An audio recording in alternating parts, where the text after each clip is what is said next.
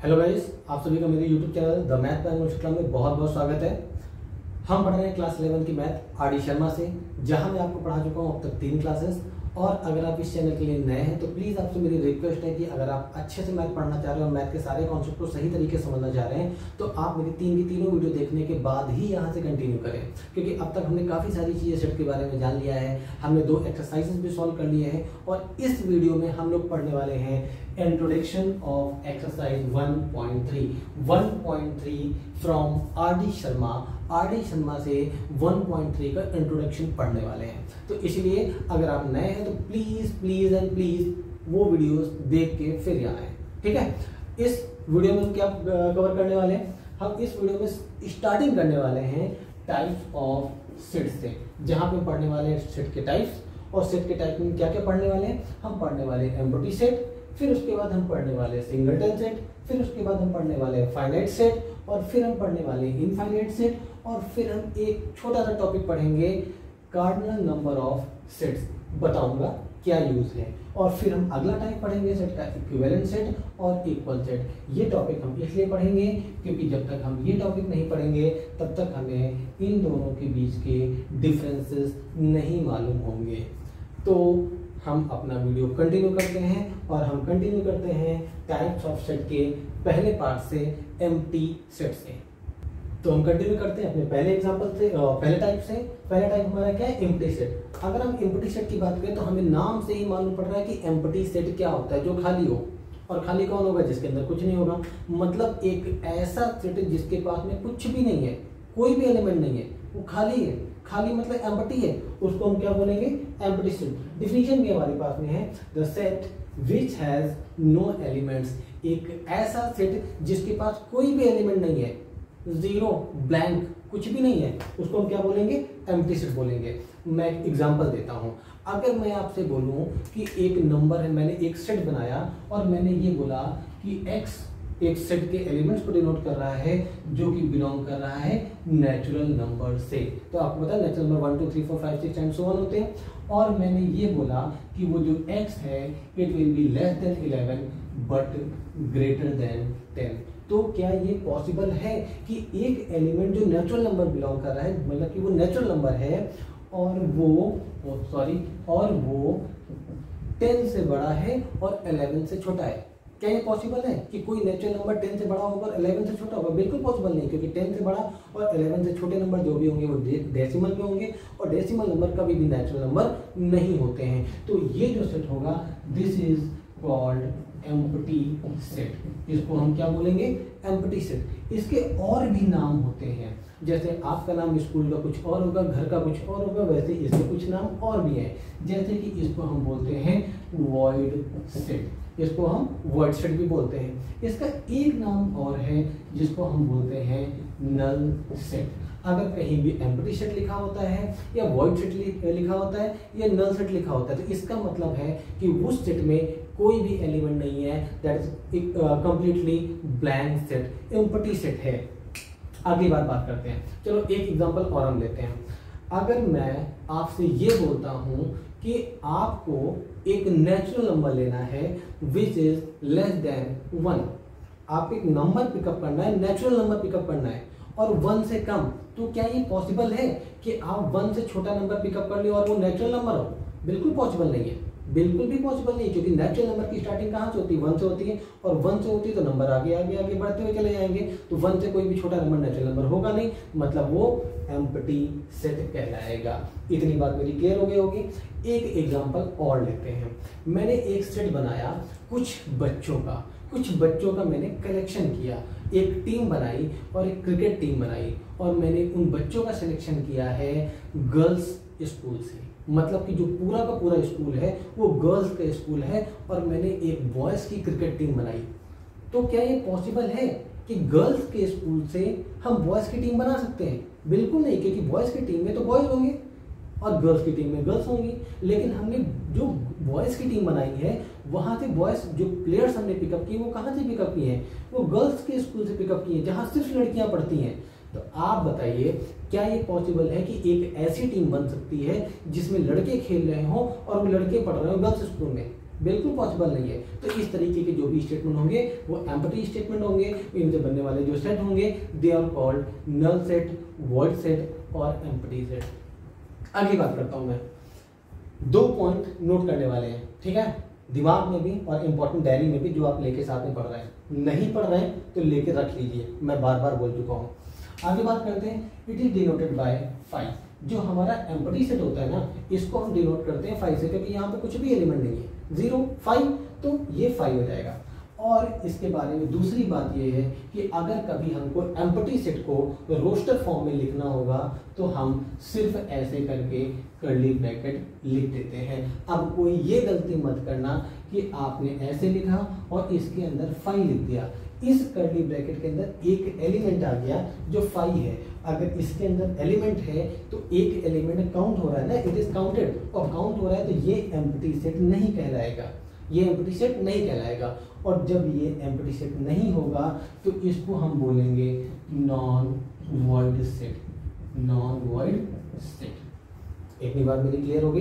देखो फिर से मैं बताता हूँ, अगर मैंने एक कोई सेट लिखा, सपोज दैट मैं यहाँ लिखता हूँ, मैंने एक सेट लिखा, मैंने सिर्फ लिख दिया ऐसे, तो this is called empty set. ये क्या होगा, एम्प्टी सेट, क्योंकि हमारा एक सेट बना हुआ है लेकिन अंदर कोई भी एलिमेंट नहीं है। जब कोई भी एलिमेंट नहीं है तो वो हमारा एम्प्टी सेट होगा, ठीक है।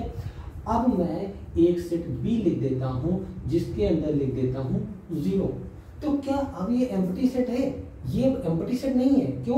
क्योंकि इस सेट के अंदर एक एलिमेंट दिख रहा है आपको, और वो एलिमेंट क्या है, 0 है। जब हमें 0 दिख रहा है तो मतलब कि वो हमारा एम्प्टी सेट नहीं है।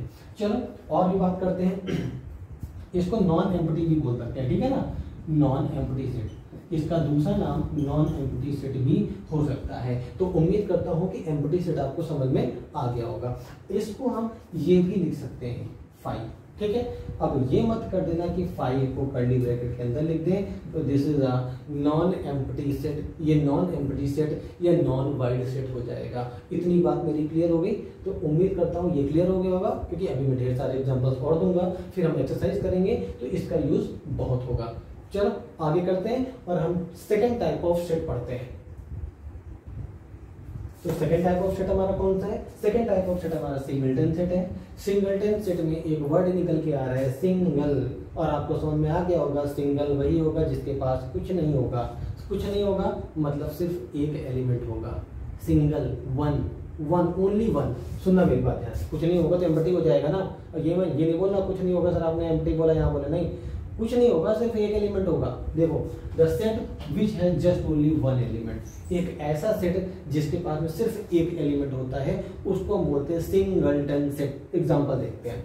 एग्जांपल के तौर पे हमने एक सेट लिखा, मैंने लिखा x such that x is even prime number.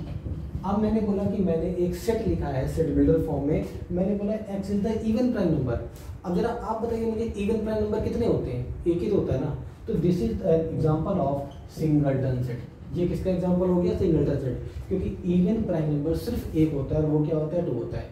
तो इतनी बात मेरी क्लियर हो गई। अगर किसी सेट में सिर्फ एक एलिमेंट होता है तो वो कॉल्ड सिंगलटन सेट। आगे सुनना, ये पहला हो गया। एक और एग्जांपल लेते हैं।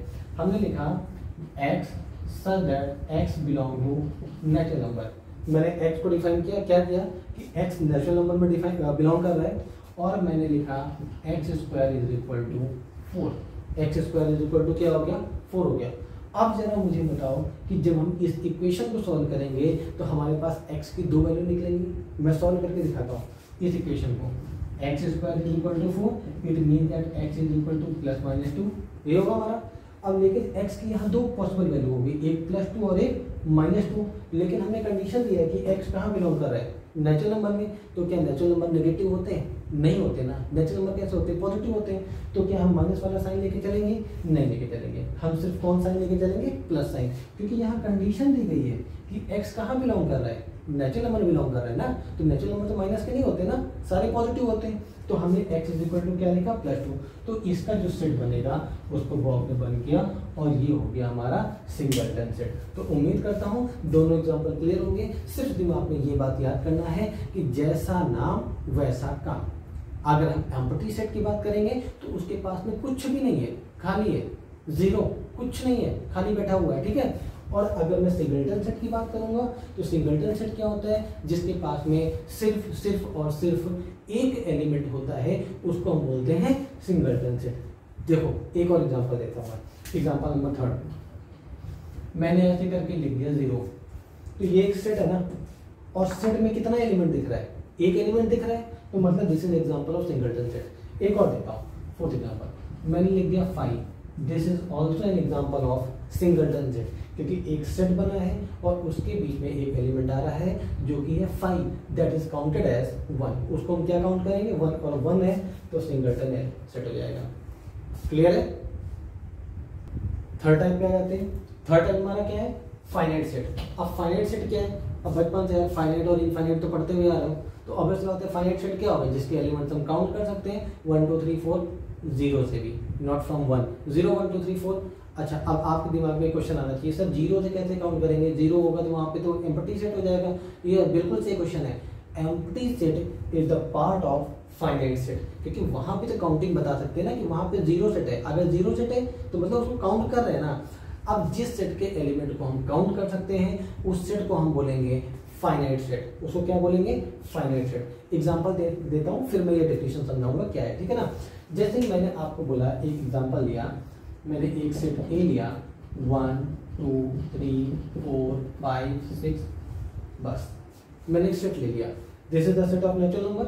ये किसका सेट है, नेचुरल नंबर का सेट है। अब तो सेट को आइडेंटिफाई करना और सेट को एक्सप्लेन करना और सेट को अच्छे से डिफाइन करना, वेल डिफाइन करना, जैसे जो मैंने सेट में डिफिनेशन दिया था वो तो आ गया होगा ना, कि हमने जैसे ही सेट देखा हमने अपने दिमाग में दौड़ाया थोड़ा सा, घोड़े और हमने देखा 1 2 3 4 5 6, हाँ ये क्या है, नेचुरल नंबर है, this is the set of natural number. तो चलो बात करते हैं। तो इस सेट ए को हम बोलेंगे फाइनाइट सेट। हम फाइनाइट सेट क्यों बोलेंगे, क्योंकि इसके सारे एलिमेंट्स को हम काउंट कर सकते हैं और काउंट करके बता सकते हैं कि इसमें कितने नंबर ऑफ एलिमेंट्स हैं। जैसे कि एक सेट मैंने बी लिखा, मैंने सेट बी में क्या लिखा, मैंने लिखा set of B, set of all different colours of rainbow. मैंने रेनबो की बात कर लिया। अब रेनबो के डिफरेंट कलर्स कितने होते हैं, काउंट कर सकते हैं, ऐसे नहीं ना इनफाइनाइट होते हैं। विब्योर तो पढ़ा होगा ना, VIBZYO और R, तो यही तो हमारा सेट बनेगा ना, 1 2 3 4 5 6 7। रेनबो में कितने कलर होते हैं, 7 होते हैं। तो अगर मैं इस सेट की बात करूं बी की, तो this is also a part of infinite set. वो किसका पार्ट हो गया, इनफाइनाइट सेट का पार्ट हो गया। एक और एग्जांपल लेते हैं आपको समझाने के लिए। एक मैंने सेट सी लिया, जो मैंने अभी इसके पहले एग्जांपल लिया था, मैंने क्या लिया था, x को डिफाइन कर रहा हूँ, x such that x belong to natural number, ये दिया था ना मैंने। अब यहाँ नेचुरल नंबर नहीं, मैं यहाँ पे ले लेता हूँ इंटीजर z ले लेता हूँ, और मैंने कंडीशन वही लिखा कि and x square is equal to 4, x square is equal to कितना हो गया, 4 हो गया। अब जब आप इसको सॉल्व करेंगे तो आपको पता है कि x square is equal to 4 है, तो x is equal to plus minus 2 आएगा। अब यहाँ पे माइनस नहीं हटाएंगे, क्यों, क्योंकि हमारा यहाँ पे x कहाँ बिलोंग कर रहा है, इंटीजर में बिलोंग कर रहा है ना। और इंटीजर कौन से होते हैं, +1 -1 +2 -2 +3 -3, मतलब कि these both are the part of this set. तो हम यहाँ पे लिखेंगे कि -2 और +2 इस सेट सी के एलिमेंट्स हैं। तो उम्मीद करता हूँ कि आपको फाइनाइट सेट समझ में आ गया होगा। फाइनाइट सेट हमारे वो सेट होते हैं जिसके एलिमेंट्स हम काउंट करके बता सकते हैं कि इस सेट में कितने एलिमेंट हैं। अब डिफिनेशन पे आते हैं। अ सेट दैट इंक्लूड, जो इंक्लूड करता है नो एलिमेंट, उसके पास कोई भी एलिमेंट ना हो, कोई भी एलिमेंट ना हो, तो मतलब कि हमने एक सेट x ले लिया और सिर्फ ऐसे लिख लिया, तो ये सेट क्या डिनोट कर रहा है, ये तो एम्प्टी सेट डिनोट कर रहा है ना, लेकिन ये फाइनाइट सेट भी कहलाएगा। It mean that all empty set are known as finite set. जितने भी एम्प्टी सेट होंगे वो फाइनाइट सेट के एक पार्ट होंगे। अब मेरी बात आगे सुनना। और different number of element, different number of element मतलब कि जिनमें नंबर ऑफ एलिमेंट फिक्स हो, 2 4 5 10 15 20 100 2000 5000, जिनको काउंट करके हम बता सकते हैं। जैसे कि मैंने बोला कि एक सेट बनाइए the total number of peoples of your colony या ऑफ योर विलेज, अपने कॉलोनी के या अपने विलेज के सारे लोगों का एक सेट बनाइए और बताइए वो फाइनाइट है कि इनफाइनाइट है। तो भाई आपकी कॉलोनी में कितने मकान होंगे? 10, 20, 25, 50, इससे ज़्यादा नहीं होंगे ना। और हर घर में 2, 4, 5, 6 मेंबर ही तो होंगे।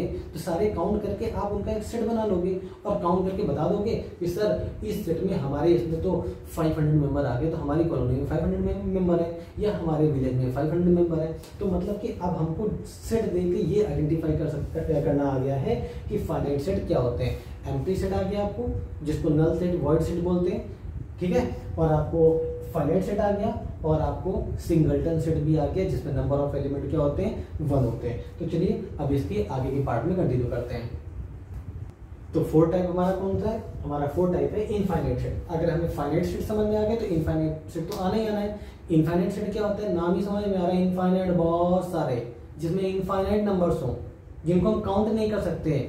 आसमान में तारे बहुत हैं, इनफाइनाइट हुए ना, सेट हुआ ना। चलो बात करते हैं। तो इनफाइनाइट सेट क्या होते हैं? डिफिनीशन बाद में देखेंगे, पहले हम समझेंगे इनफाइनाइट सेट क्या है, फिर हम डिफिनीशन बनाएंगे। डिफिनीशन आप भी बना सकते हैं, जरूरी नहीं कि मैंने जो डिफिनीशन लिखा है हर सेट में वही आप लिखें।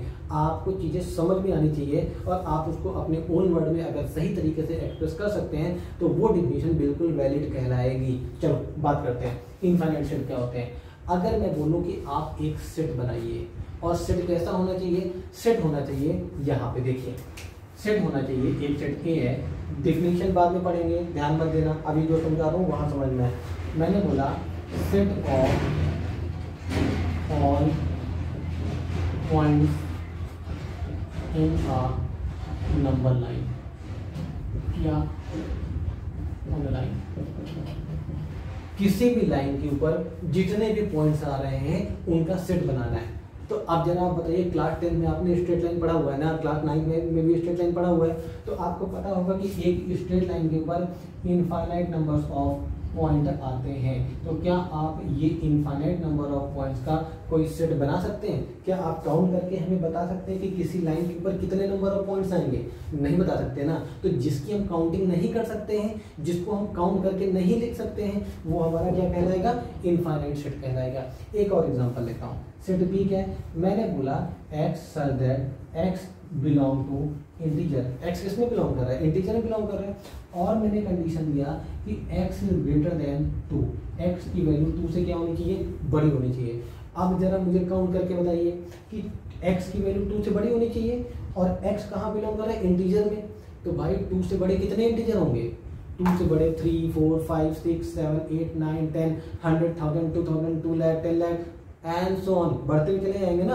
तो इसका मतलब ये हुआ कि this is also a part of infinite set, क्योंकि इस सेट के एलिमेंट्स को हम काउंट नहीं कर सकते हैं, हम उनको काउंट करके नहीं लिख सकते हैं, हम उनको काउंट करके सर को नहीं बता सकते हैं कि इसमें कितने एलिमेंट होंगे। तो जिस सेट के एलिमेंट्स हम नहीं काउंट कर सकते वो हमारा इनफाइनाइट सेट कहलाएगा। अब बात करते हैं डिफिनीशन की, क्या डिफिनीशन बोल रही है। डिफिनीशन बोल रही है a set have infinite number of element. जैसा कि मैंने समझाया कि किसी सेट के इनफाइनाइट नंबर ऑफ एलिमेंट्स हैं तो वो हमारा इनफाइनाइट सेट कहलाएगा। एक डिफिनीशन और है, क्या है कि a set whose elements can not be counted या लिस्टेड। जिनके एलिमेंट्स को हम काउंट नहीं कर सकते हैं या लिख नहीं सकते हैं वो हमारे इनफाइनाइट सेट का पार्ट कहलाएंगे। तो उम्मीद करता हूँ ये बात समझ में तो आ गई होगी कि फाइनाइट क्या होते हैं और इनफाइनाइट क्या होते हैं। तो हम अगले पार्ट पे चलते हैं।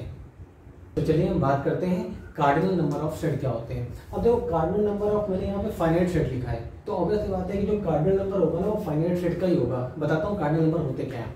जैसे मैंने एक सेट लिखा, आपको मैंने एक सेट ए लिखा और सेट ए में मैंने क्या लिखा? 1 2 3 4 5 6 7 8 9 एंड 10 ये एलिमेंट हमने लिस्ट कर दिया। अब मैंने आपसे ये बोला कि सबसे पहले ये बताइए ये सेट कैसा है। तो आप ऑब्वियस सी बात है आप बोलेंगे सर इसके एलिमेंट हम काउंट कर रहे हैं तो ये हमारा कैसा सेट हो गया? Finite set.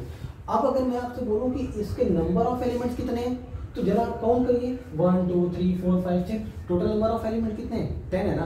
तो नंबर ऑफ एलिमेंट जो होते हैं ना वही कहलाते हैं कार्डिनल नंबर ऑफ सेट। किसी सेट के वही कार्डिनल नंबर कहलाते हैं। इसको डिनोट करेंगे NA। N is called the cardinal number of set A।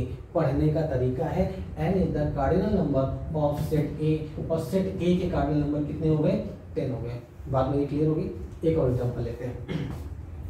मैंने एक सेट बी दिया और मैंने क्या बोला, मैंने बोला x such that x belong to natural number, sorry x belong to natural number और x is less than 20 but greater than 10। मैंने बोला कि x जो है वो 10 से बड़ा है और 20 से क्या है, छोटा है। तो अब जरा आप इस सेट के कार्डिनल नंबर मुझे बता सकते हैं कि इस सेट में कितने कार्डिनल नंबर है। तो कुछ नहीं, सबसे पहले देखो कार्डिनल नंबर बताने के पहले ना ये जरूरी है कि सेट को फाइनाइट तरीके से लिखा जाए, उसको दिखाया जाए कि वो फाइनाइट सेट है। तो दिखाते हैं पहले। तो हमने क्या किया, एलिमेंट को लिस्ट कर रहा हूँ यहाँ पे। x की वैल्यू 10 से क्या है, बड़ी है और 20 से छोटी है और क्या है, नेचुरल नंबर है। इस चीज़ का कंडीशन जरूर ध्यान देना, बिना कंडीशन देखे आप नंबर को नहीं लिस्ट कर सकते हैं यहाँ पे। और पता लग रहा है यहाँ पे z लिखा हुआ है तो आप कुछ और लिख दिए, तो ऐसा पॉसिबल नहीं होना चाहिए। तो x की वैल्यू 10 से बड़ी और 20 से छोटी मतलब 11 होगा। 12, 13, 14, 15, 16, 17, 18, 19 एंड ब्रैकेट क्लोज। काउंट कर लेते हैं, 1 2 3 4 5 6 7 8 9। कितने कार्डिनल नंबर हो गए, 9 हो गए। तो नंबर ऑफ एलिमेंट्स या cardinal number of set B is equal to 9। अब बताइए पहले, यहाँ पे किसी को कोई डाउट है तो मुझसे पूछ सकता है। कोई डाउट है, नहीं डाउट है, आगे बात करते हैं।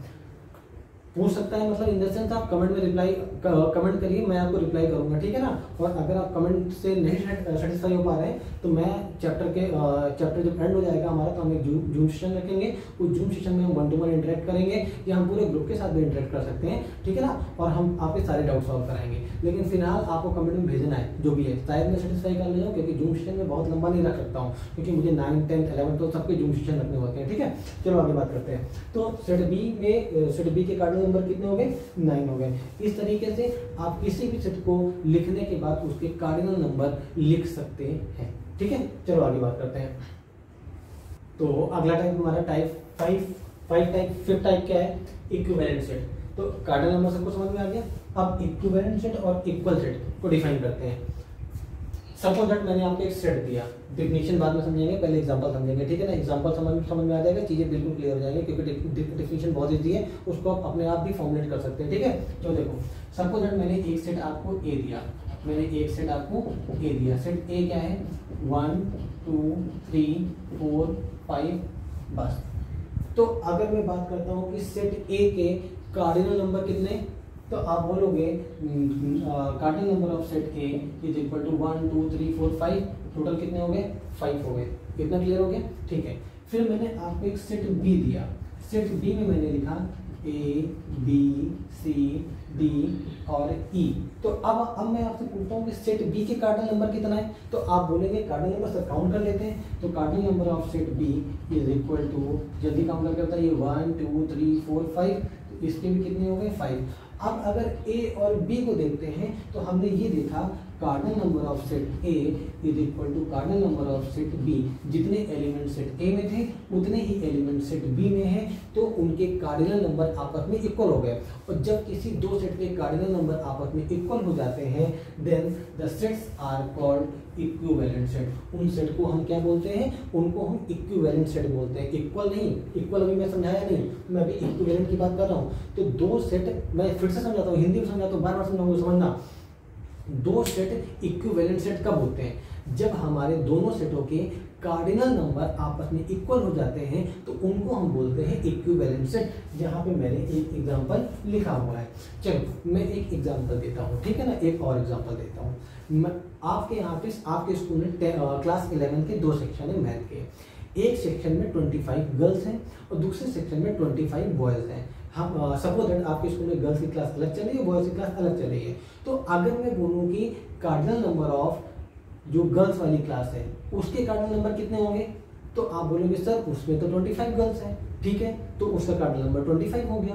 फिर मैंने बोला जो आपका सेक्शन है उसमें नंबर ऑफ बॉयज कितने हैं, उसके कार्डिनल नंबर कितने हैं, तो आप बोलेंगे सर 25। तो दोनों जो सेट हो गए, जो दोनों क्लास हो गई, then they are considered as equivalent set. उनको हम क्या बोलेंगे, इक्विवेलेंट सेट बोलेंगे।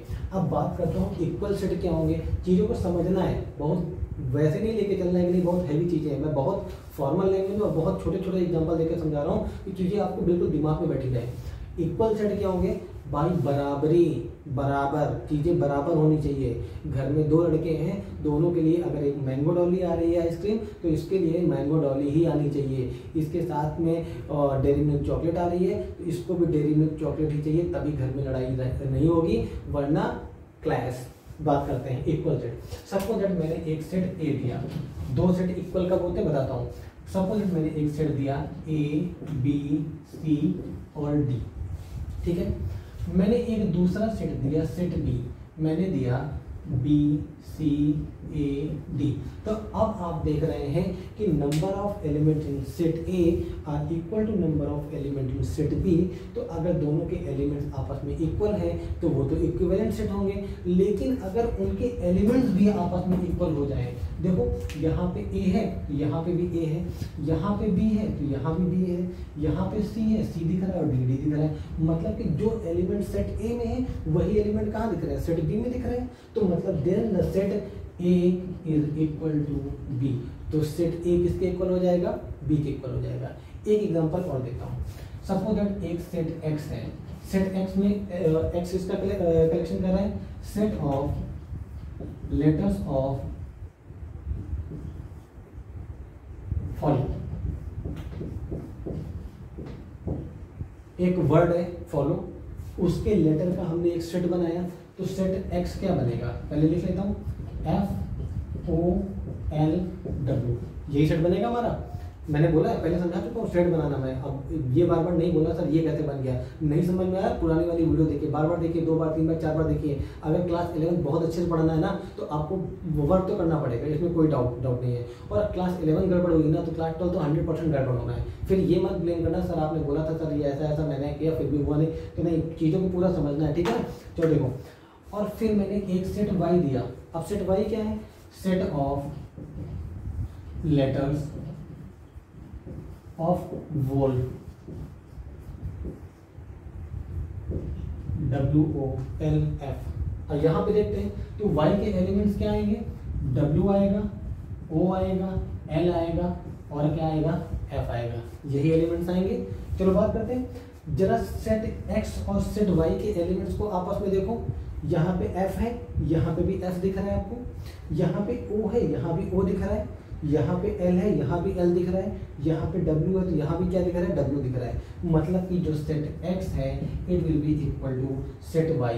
सेट X और सेट Y क्या हो गए, आपस में इक्वल हो गए। तो अब मेरी बात सुनना ध्यान से, इक्विवेलेंट सेट और इक्वल सेट में डिफरेंस सिर्फ इतना है कि इक्विवेलेंट सेट में कार्डिनल नंबर इक्वल होने चाहिए। यहाँ अगर 5 नंबर है, 5 एलिमेंट है तो यहाँ भी 5 एलिमेंट्स ही होने चाहिए। ऐसा नहीं है कि यहाँ पे हमारा एक F आ गया तो अब ये इक्विवेलेंट सेट नहीं होंगे, क्योंकि इनके पास नंबर ऑफ एलिमेंट कितने हो गए, 6 हो गए, और जब ये आपस में इक्वल नहीं होंगे तो ये इक्विवेलेंट सेट नहीं कहलाएंगे। मेरी बात को समझ रहे हो ना, इक्विवेलेंट और इक्वल में डिफरेंस। इक्वल में क्या होगा, जो एलिमेंट बता चुका हूँ पहले, जो एलिमेंट सेट ए में होंगे वही एलिमेंट सेट बी में होंगे, बस उनका सीक्वेंस आगे पीछे हो सकता है और कुछ नहीं। और जब ऐसा होगा तो वो क्या कहलाएंगे, वो हमारे कहलाएंगे इक्वल सेट। तो यहाँ से हमारे टाइप्स ऑफ सेट खत्म हो जाते हैं। और अब हम करते हैं एक्सरसाइज 1.3 से रिलेटेड कुछ क्वेश्चन और एक्सरसाइज 1.3 को कंटिन्यू करते हैं। तो चलिए हम कंटिन्यू करते हैं एक्सरसाइज 1.3। अच्छा, एक्सरसाइज 1.3 कंटिन्यू करने के पहले ना एक आंसर चाहिए आपका कमेंट बॉक्स में। क्वेश्चन क्या है हमारा, क्वेश्चन सुनिएगा, मैं 2 स्टेटमेंट दूंगा, आपको बताना है कौन सा ट्रू है और कौन सा फॉल्स है। पहला स्टेटमेंट मेरा ये है कि all equal sets are empty set, sorry all equal sets are equivalent set. सारे इक्वल सेट इक्विवेलेंट सेट हो सकते हैं या होते हैं, इज इट ट्रू और फॉल्स। और सेकेंड स्टेटमेंट मेरा है all equivalent set are equal set. सारे इक्विवेलेंट सेट क्या होते हैं, इक्वल सेट होते हैं। इसमें से कौन सा सही है और कौन सा गलत है वो आपको बताना है। दोनों सही है तो भी आपको रिप्लाई करना है, दोनों गलत है तब भी आपको बताना है। मेरा क्वेश्चन फिर से रिपीट कर रहा हूँ, all equal set are equivalent set, is it true और फॉल्स, और and all equivalent set are equal set, this statement is true और फॉल्स। तो चलिए अब हम आते हैं एक्सरसाइज 1.3 पे। 1.3 पे क्वेश्चन नंबर 1 है, उसके 5 पार्ट है, मैंने 5 पार्ट सामने लिख दिए हैं और आपको ये बताना है इसमें से कौन सा एम्प्टी सेट होगा, कौन सा एम्प्टी सेट होगा। एम्प्टी सेट को आइडेंटिफाई करना है। एम्प्टी सेट क्या होता है मैं बता चुका हूँ कि एम्प्टी सेट वो होते हैं जिनके पास कुछ भी नहीं होता, जो खाली होते हैं पॉकेट मेरी तरह, ठीक है ना। तो चलो बात करते हैं। The set of all even natural number divisible by 5 कह रहा है पहला पार्ट कि set of all even natural number, सारे इवन नेचुरल नंबर का सेट जो डिवाइड हो रहे हैं 5 से। तो जरा बात बताइए हमें कि नेचुरल नंबर कोई 5 से डिवाइड होता है? होता है ना, और वो इवन भी होना चाहिए। तो जरा देखते हैं 10 हमारा नेचुरल नंबर है और इवन है और ये 5 से डिवाइड भी हो रहा है। 10 हो गया, 20 हो गया, 30 हो गया एंड सो ऑन। तो क्या आपको लग रहा है कि जिस सेट के अंदर कुछ एलिमेंट दिख रहे हैं वो एम्प्टी सेट होगा? बिल्कुल नहीं होगा। This is not an empty set. Is it clear? आगे बात करता हूँ स्टेटमेंट सेकंड की। The set of all prime numbers, सारे प्राइम नंबर का सेट क्या एम्प्टी सेट होगा? बिल्कुल नहीं होगा। एम्प्टी सेट में क्या होता है? जीरो, कुछ नहीं आना चाहिए। तो यहाँ पे तो बहुत सारे आ जाएंगे ना, 2, 3, 5, 7 एंड सो ऑन। ये भी हमारा एम्प्टी सेट तो नहीं कहलाएगा, नहीं कहलाएगा ना। अच्छा ये कौन सा सेट कहलाएगा? फाइनाइट कहलाएगा कि इनफाइनाइट कहलाएगा? कमेंट बॉक्स में जल्दी रिप्लाई करो। थर्ड पार्ट पे आता हूँ। x² - 2 = 0 और कह रहा है x is the rational number. Rational number सबको मालूम है p/q के फॉर्म में होते हैं, ठीक है। अब जरा इसको सॉल्व करता हूँ। कह रहा है x² - 2 = क्या है? 0 है। तो सॉल्व करने पे ये क्या बन जाएगा? x = √+ -2। ये बनेगा? बनेगा ना। अब जरा हमको ये बताइए +2 हो या -2 हो, क्या ये रैशनल नंबर कहलाएगा? क्योंकि रूट लगा हुआ है ना, रूट वाले नंबर रैशनल नंबर होते हैं? बिल्कुल नहीं होते यार, p/q के फॉर्म में होने चाहिए। और p और q क्या होते हैं? हमारे इंटीजर्स होते हैं। तो क्या ये इंटीजर कहलाएगा? नहीं कहलाएगा ना। सिंपल सा मेरा कहने का मतलब ये है कि x की दो वैल्यू आई हैं, एक √2+ की आई है और दूसरी √2- की आई है। तो क्या ये दोनों रैशनल नंबर है? नहीं है। अगर रैशनल नंबर नहीं है तो जो हमारा स्टेटमेंट थर्ड है, this is a part of empty set. ये किसका पार्ट हो गया? ये एम्प्टी सेट का पार्ट हो गया। स्टेटमेंट फोर्थ पे आता हूँ। कह रहा है x is the natural number. x क्या है? नेचुरल नंबर है। और कह रहा है x इज लेस देन 8। बात को ध्यान सुनना, अच्छा स्टेटमेंट है, ठीक है ना। कह रहा है x is the natural number. x क्या नेचुरल नंबर है और x is less then 8। x की जो वैल्यू है वो 8 से छोटी होनी चाहिए। अच्छा ठीक है। एंड साइमल्टेनियसली साथ में ये भी बोल रहा है कि x इज ग्रेटर देन 12, कि x की वैल्यू 12 से बड़ी भी होनी चाहिए। तो क्या आपको लगता है कि कोई नंबर 8 से छोटा और 12 से बड़ा हो सकता है? पॉसिबल ही नहीं है यार। कोई ऐसा नंबर जो 8 से छोटा भी हो और 12 से बड़ा हो, कोई नंबर नहीं होगा। अब आप कहेंगे सर 8 से छोटा 7 है, तो 7 है तो क्या वो 12 से बड़ा है? नहीं है ना। दोनों स्टेटमेंट है ना, x is less then 8, x की वैल्यू 8 से क्या होनी चाहिए? छोटी होनी चाहिए। और साथ में ही साइमल्टेनियसली लिखा हुआ है ना, साथ में ही x is greater than 12, x की वैल्यू 12 से बड़ी भी होनी चाहिए। तो दोनों मतलब कोई एक सिंगल ऐसा नंबर नहीं है जो दोनों कंडीशन को एक साथ में सेटिस्फाई कर दे। तो इसीलिए this is also part of empty set. एक इसमें एग्जाम्पल और ले लीजिए। एक नंबर ले लिया जो 12 से बड़ा है, 13 ले लिया, तो वो तो इस कंडीशन को सेटिस्फाई कर रहा है। लेकिन क्या वो नंबर 13 8 से छोटा है? नहीं है ना, इसको नहीं सेटिस्फाई कर रहा है ना। मतलब कोई भी ऐसा नंबर नहीं होगा। Therefore the given statement is the part of empty set. आगे बात करता हूँ last statement. x such that x is a point common to any two parallel lines। दो पैरेलल लाइंस का कोई एक कॉमन पॉइंट। जरा एक चीज बताइए, एक पैरेलल लाइन ये L1 हो गई, दूसरी पैरेलल लाइन हमारी L2 हो गई। तो क्या आपको लगता है कि इन दोनों में कभी कोई लाइन कोई पॉइंट कॉमन होगा? कोई नहीं होगा यार, क्योंकि अगर कॉमन होता तो वो पैरेलल क्यों होती? वो तो इंटरसेक्टिंग लाइन कहलाती ना। वो अगर कोई दो एक लाइन ऐसे जा रही है, एक ऐसे जा रही है, एक पॉइंट कॉमन है, तो ये लाइंस कौन सी होंगी? इंटरसेक्टिंग लाइन होंगी ना। और ये पॉइंट क्या कहलाएगा? This point is called intersecting point. तो क्या आपको लगता है कि ये स्टेटमेंट एम्प्टी सेट है कि नहीं है? बिल्कुल एम्प्टी सेट, क्योंकि दो पैरेलल लाइन का कोई भी कॉमन पॉइंट नहीं होता है। तो सेट में क्या आएगा? Blank, zero. Therefore this is also part of empty set. और ये भी क्रॉस नहीं है, ये एम्प्टी सेट है, ठीक है ना। ये भी एम्प्टी सेट है, ठीक है, क्योंकि कोई भी एलिमेंट ऐसा नहीं है। तो उम्मीद करता हूँ फर्स्ट के सारे पार्ट क्लियर आ गए होंगे। मैंने क्वेश्चन पूछा है इक्वल और इक्विवेलेंट सेट के बीच में, उसका रिप्लाई चाहिए मुझे। क्वेश्चन नंबर सेकंड को सॉल्व करते हैं। क्वेश्चन नंबर सेकंड क्या कह रहा है? क्वेश्चन नंबर सेकंड कह रहा है कि आपके सामने कुछ स्टेटमेंट दिए गए हैं और इन स्टेटमेंट को रीड करने के बाद आपको ये बताना है कि ये फाइनाइट